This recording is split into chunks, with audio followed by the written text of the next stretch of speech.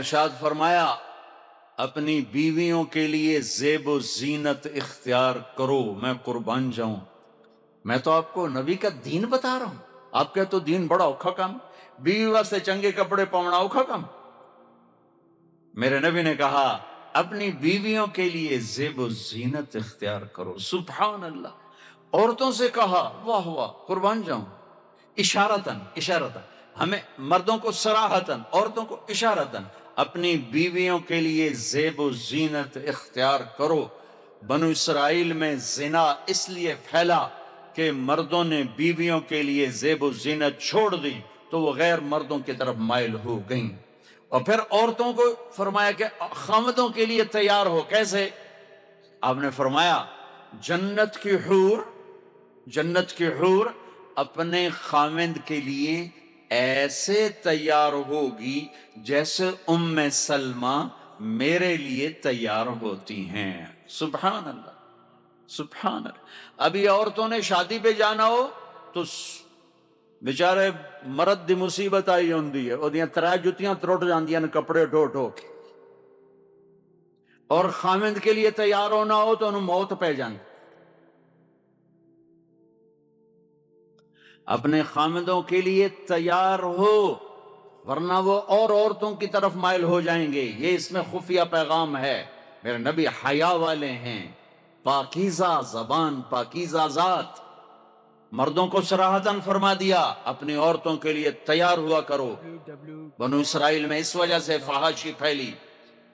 اور پھر اشارتاً جنت کی حور اپنے خامند کے لیے ایسے تیار ہوتی ہے جیسے ام سلمہ اللہ کے رسول کے لیے تیار ہوتی ہیں۔ جب حضرت فاطمہ رضی اللہ تعالیٰ عنہ کی شادی ہوئی اور نکاح ہو گیا اور رخصتی 1 ماہ بعد، 2 ماہ بعد، 6 ماہ بعد، 1 سال بعد یا فوراً، یہ ساری روایات ہیں، لیکن زیادہ صحیح ہے کہ کچھ عرصے بعد رخصتی تھی، فوراً نہیں تھی۔ تو جب حضرت علی نے آ کے رخصتی کا مطالبہ کیا حضرت ام ایمن کے ذریعے سے، تو آپ نے حضرت حفصہ اور حضرت ام سلمہ اور حضرت عائشہ ان تینوں سے فرمایا کہ تم جانتی ہو نا میری بیٹی فاطمہ مجھے کتنی محبوب ہے، میری بیٹی کو دلہن بناؤ۔ اللہ اکبر، میری بیٹی کو تیار کرو۔ یہ میں دین بیان کر رہا ہوں، بے پردگی نہیں، بے حیائی نہیں، زیب و زینت میرے دین کا حصہ ہے، میرے نبی کی شریعت ہے، میرا نبی خوبصورت دین لے کر آیا ہے، ایک خوبصورت زندگی لے کر آئے ہیں۔ پتہ نہیں ہم نے کہاں سے عجیب و غریب دین کے فلسفے نکال لیے ہیں۔ سبحان اللہ، قربان جاؤں۔ آپ نے کہا جابر شادی کی؟ کہا جی کی۔ کہا کماری سے کہ بیوہ سے؟ کہا جی بیوہ سے کی۔ کہا اللہ بکرن فتلاعبک وتلاعبها، ارے تو نے کماری سے کیوں نہ کی؟ وہ تجھ سے کھیلتی تو اس سے کھیلتا۔ میں میرے نبی کا دین بیان کر رہا ہوں، آپ کیا سمجھیں صرف رمضان کے روزے رکھنا دین ہے؟ ہاں وہ دین ہے، بہت بڑا حصہ ہے دین کا، عبادت میرے دین کی بیس ہے، بیس ہل گئی تو ساری عمارت گر جائے گی۔ نماز نکل گئی، روزہ نکل گیا، زکوٰۃ نکل گئی، حج نکل گیا، پیچھے کیا رہ گیا؟ ساری عمارت ٹوٹ گئی۔ لیکن یہ بیس کو عمارت نہیں کہتے، ہاں بیس پر عمارت کھڑی ہوتی ہے۔ میں عمارت کے کچھ خد و خال بتا رہا ہوں، کچھ نقش و نگار بتا رہا ہوں کہ میرا نبی دین کی عمارت ہمیں کیسے دے کر گئے۔ کبھی آپ نے میلا کپڑا نہیں پہنا، پرانا کپڑا پہنا، پیوند لگا کپڑا پہنا، میلا کپڑا زندگی بھر نہیں پہنا، زندگی بھر۔ اور آپ کے بدن مبارک سے، آپ کے پسینے سے ایسے خوشبو آتی جیسے مشک سے خوشبو آتی، دنیا کے سب سے مہنگی خوشبو۔ آپ حضرت ام سلیم کے گھر میں آرام فرما رہے تھے دوپہر کے وقت، دوپہر پر، تو آپ یوں کر کے سوئے ہوئے تھے، یوں یہ کوہنی آگے نکلی ہوئی تھی، آنکھ کھلی تو دیکھا ام سلیم نے یہاں بوتل رکھی ہوئی، یہاں تو آپ نے کہا کیا کر رہی ہو؟ تو کیا تھا، چونکہ گرمی، پنکھے تو ہے نہیں، پسینہ یہاں سے نیچے گر رہا تھا، ام سلیم نے نیچے بوتل رکھی ہوئی تھی اور وہ سارا پسینہ اس کے اندر جمع کر رہی تھی۔ کہا ام سلیم کیا کر رہی ہو؟ کہا یا رسول اللہ یہ آپ کا پسینہ اکٹھا کر رہی ہوں، یہ مشک سے زیادہ خوشبودار ہوتا ہے۔ میرے نبی نے کبھی گندے کپڑے نہیں پہنے، کبھی میلے کپڑے نہیں پہنے، پرانا پہنا ہے، پیوند لگا پہنا ہے، میلا نہیں پہنا۔ میرا دین یہ نہیں کہتا کہ ایسی شکل میں آ جاؤ کہ لوگ بھاگنے لگ جائیں۔ سب سے زیادہ عزت اہمیت دو، شادی کے بعد ماں باپ کا حق پیچھے، بہن بھائیوں کا حق پیچھے، حتیٰ کہ اولاد کا حق بھی پیچھے ہے، اور خاوند کا حق پہلے ہے۔ بہت سی عورتیں اپنی نادانی کی وجہ سے ماں باپ کے پیچھے لگ کر اپنے خاوند کو چھوڑ دیتی ہیں، خاوند کو ذلیل کر دیتی ہیں، اپنے بچے کے پیچھے لگ کے اپنے بچوں کی وجہ سے اپنے خاوند کو بے عزت کرتی ہیں۔ بہت سے باپ اپنے بچوں کی وجہ سے بیوی کو بے عزت کرتے ہیں، یا اپنے ماں باپ کی وجہ سے بیوی کو بے عزت کرتے ہیں۔ یہ سب بے اعتدالیاں میرے معاشرے میں ہیں۔ اللہ کا واسطہ دیتا ہوں، ایک دوسرے کو عزت دو، رشتوں کو عزت دو۔ ہر ایک کا اپنا مقام ہے، ہر ایک کو اپنے مقام پر رکھو۔ ماں باپ کی وجہ سے بیوی کو بے عزت نہ کرو، بیوی کی وجہ سے ماں باپ کو بے عزت نہ کرو، بیوی اپنے ماں باپ کی وجہ سے خاوند کو بے عزت نہ کرے۔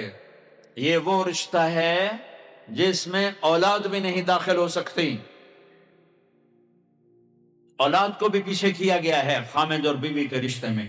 اور یہ وہ رشتہ ہے جس سے میرے اللہ نے اپنی نشانیوں میں سے ایک نشانی بتایا ہے، ایک نشانی، من آیاتہ ان خلقکم من تراب۔ میں ٹپس پڑھتا ہوں آیات کے، ساری آیت نے، میری بہت بڑی نشانی تو میں مٹی سے بنایا۔ واقعی نشانی ہے نا بھائی؟ ارے بولو، من آیاتہ خلق السماوات والارض، میں نے ایک آیت چھوڑ دی، بعد میں پڑھوں گا۔ میری بہت بڑی نشانی زمین آسمان کا بننا، واقعی بہت بڑی نشانی۔ من آیاتہ منامکم باللیل والنہار، میری بہت بڑی نشانی تمہارا سو جانا اٹھنا، واقعی بہت بڑی نشانی۔ من آیاتہ یریکم البرق خوفا وطمعا، میری بہت بڑی نشانی بادل، بجلی، گرج، بارش، واقعی۔ من آیاتہ ان تقوم السماء والارض بامرہ، میری بہت بڑی نشانی زمین آسمان کھڑے ہوئے ہیں۔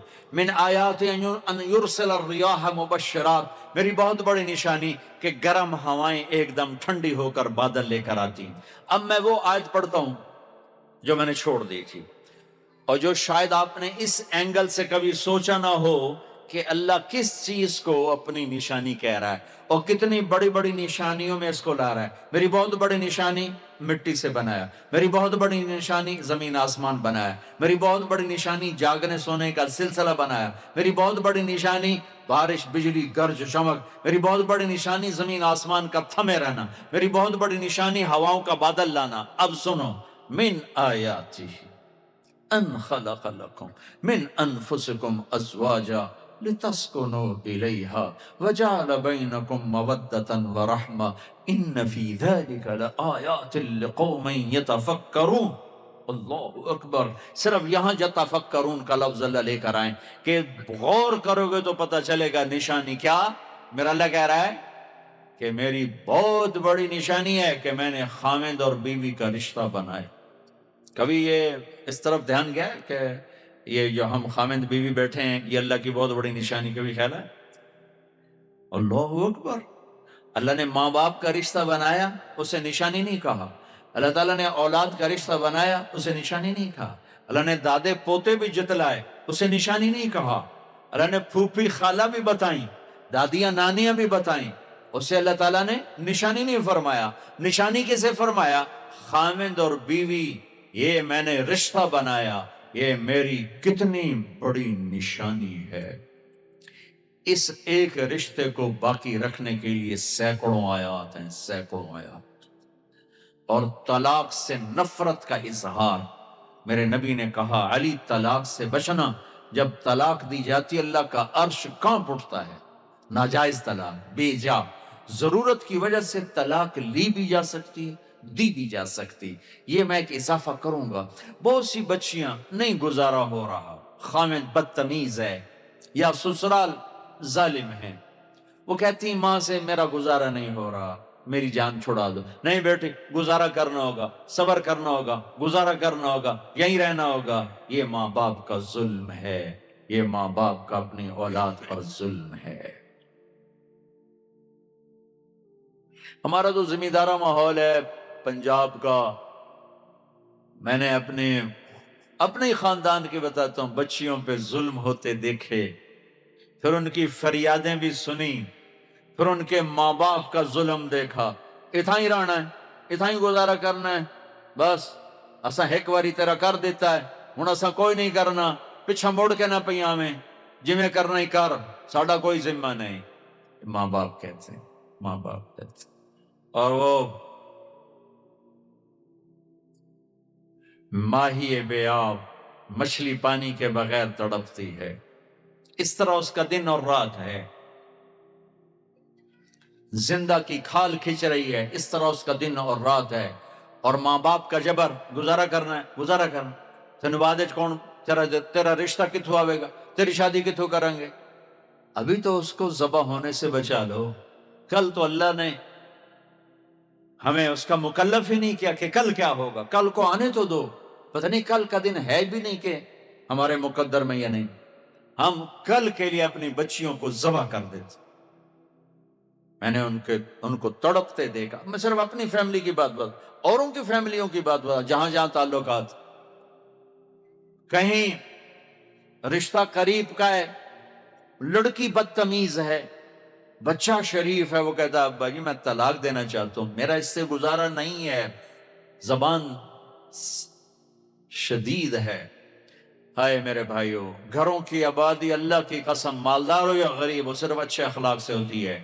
اور گھروں کی بربادی مالدار ہو یا غریب ہو، برے اخلاق سے ہوتی ہے، برے اخلاق سے ہوتی ہے. دو واقعے اوپر نیچے ہوئے. ایک خاتون ملی، مجھے تعارف کرایا گیا کہ ایک خاتون آ رہی ہیں، ان کے خامند کھربوں پتی ہیں، کھربوں پتی. ٹھیک ہے جی آؤ. اس خاتون نے آتے ہی رونا شروع کر دیا. مولانا لوگ مجھے خوش قسمت سمجھتے ہیں کہ میں بہت بڑے مالدار کی بیگم ہوں، میرا دل زخمی ہے، میرے خامند کا سلوک اچھا نہیں، میں دولت کو آگ لگاؤں، یہ ہیرے کے سیٹ کو میں کیا کروں جب اس کا سلوک ہی میرے ساتھ اچھا نہیں. چند دن کے بعد ایک نوجوان ملا. مولانا میں اپنی زندگی سے تنگ ہوں، میری بیوی انتہائی بدتمیز ہے، انتہائی زبان دراز ہے، میں اپنی زندگی سے تنگ آ چکا ہوں، 3 بچے ہو چکے ہیں، طلاق دے نہیں سکتا، میں کیا کروں. یہ روزمرہ کے واقعات ہیں. تو ضرورت کے لیے طلاق دی جا سکتی ہے، لی جا سکتی ہے، نہ عیب ہے، نہ تانا ہے، نہ ذلت ہے، نہ کوئی داغ ہے. لیکن ابھی فیصل آباد سے ایک بچی ملی، اس کی بچی گود میں. طلاق کیوں ہو گئی؟ سسرال نے کہا بچی کیوں پیدا ہوئی ہے، گھر واپس جا. طلاق دے دی. بچی پیدا ہونے پہ طلاق دے دی. پچھلے ہفتے ملا ہوں، پچھلے ہفتے. کیا قصور ہے جی، بچی پیدا ہوئی، طلاق دے دی.